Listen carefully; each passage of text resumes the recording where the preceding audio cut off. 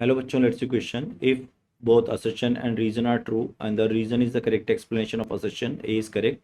If both assertion and reason are true but the reason is not the correct explanation, then B. If assertion is true but the reason is false, C. If both assertion and reason are false, then D. Corpuscular model of light is proposed by the Newtons can describe the phenomena of reflection by the mechanics of the collision. Corpuscles of light are tiny massless elastic particle. बिल्कुल सही बात है बच्चों। अगर अपन देखें तो law of reflection उन्होंने ऐसे ही प्रूव किया। उन्होंने ये बोला कि भाई सेम मीडियम है।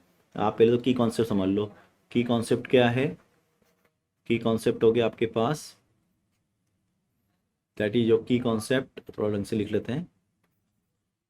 की कॉन्सेप्ट, तो बच्चों की कॉन्सेप्ट क्या हो गया यहाँ पर? अगर की कॉन्सेप्ट की बात करें, की कॉन्सेप्ट हो गया आपका न्यूटन्स कॉर्पस्कुलर थ्योरी। न्यूटन्स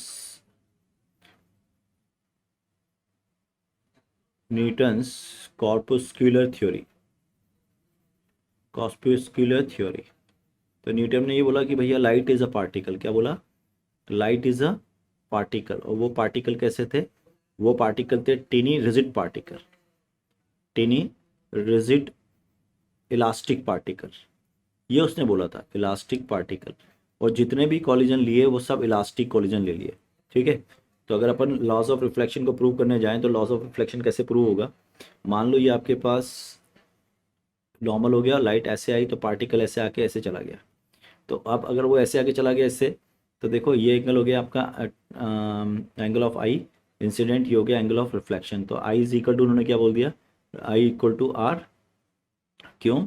क्योंकि वेलोसिटी सेम हो जाएगी। मान लो ये वेलोसिटी v1 है, ये वेलोसिटी आपकी v2 है। तो ये v1 sine I is equal to what, v2 sine R. लेकिन ये बोल दिया गया कि भैया इलास्टिक कोलिजन है तो ये वाली वेलोसिटी तो कोई चेंज करेगा नहीं, कोई इम्पल्स लगेगा ही नहीं। तो ये कंपोनेंट तो सेम होंगे। तो ये v1 sine I is equal to v2 sine r, और इलास्टिक कोलिजन तो i इज इक्वल टू क्या हो जाएगा, and because v1 is equal to v2, है ना, why? Because sine I is equal to sine r, sine I is equal to what, sine are.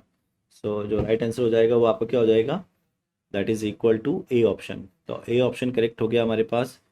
ठीक है। So final answer is 1 and I hope you understood it. Best of luck.